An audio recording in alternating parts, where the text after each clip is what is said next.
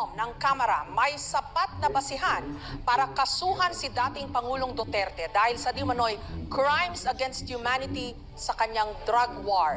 Pero sabi ng kanyang mga kaalyado, politically motivated ang rekomendasyon ng Quadcom.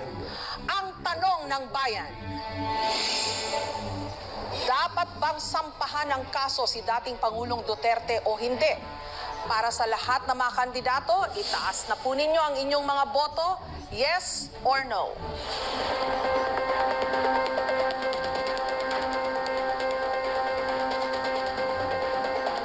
At ang mga sasalang para pagdebatihan ang isyong ito, si Representative Castro na pabor sa panukala. Conditional naman ang tugon ni Senator De La Rosa. Dapat lang kasuhan si dating Presidente Duterte at long overdue na ito. Pati yung mga kasapakat niya at nagutos sa pagpatay sa war on drugs. Libo-libo ang pinapatay ni Duterte pero wala pang napapanagot. Kaya kailangan talaga ng hustisya ng ating mga mamamayan. Sinasabi natin dito na dapat ay yung kaso na ito ay matagal na, pati na rin siguro. Senator De La Rosa. Ang sagot ko dyan is conditional, no? Hybrid. Pwedeng yes, pwedeng no. Yes, in the sense na nobody is above the law. Kapag mayroon siyang nagawang kasalanan, kasuhan natin. Pero kung wala naman siyang nagawang kasalanan, huwag mo siyang kasuhan base doon sa kaso ng ibang tao. Because guilt is personal. Huwag po nating ipaangkin kay Pangulong Duterte yung kasalanan ni Ninja Caps. Kaya po, after 3 years na tapos na sa pag-uulong, walang kaso. Meron ho naman kayo ngayong 15 seconds para mag-react po kay Senator De La Rosa. So, mismong siya, si President Duterte, ay umamin na pumatay siya ng tao. Kaya kailangan siyang kasuhan. At ito, sino ba yung nagdisenyo ng mga policy na ito? Siya rin. At nag-cause ng pagpatay. Maging si Senator Senator Bato ay dapat kasuhan. Ma'am, gigil na gigil kang kasuhan si Pangulong Duterte at ako ng mga kaso na hindi po kami maliling.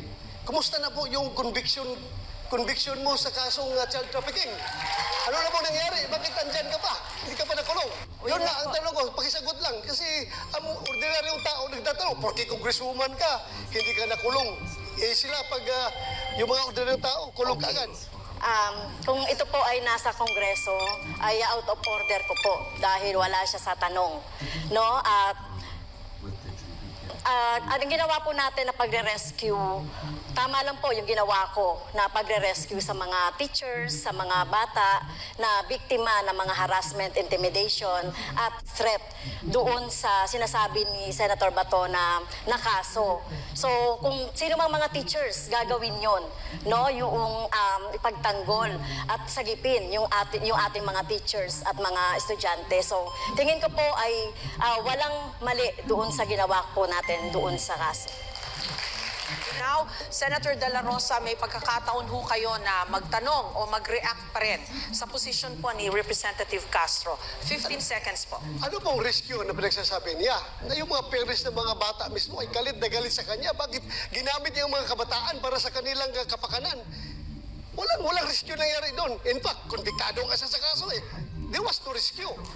Well, yung sinasabi naman po ng mga magulang na galit sa akin, ay ito ay gawa-gawa lang ito. Ito mga magulang na ito. So kung titignan natin yung mga magulang ng mga bata na talagang involved doon sa pag-aaral ng mga bata doon sa Lumad School, ay talagang nangihinayang sila doon sa pagsasara ng mga eskwelahan ng mga lumad.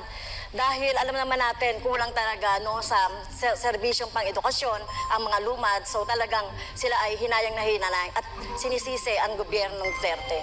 Maraming salamat po kay Representative Castro at kay Senator De La Rosa.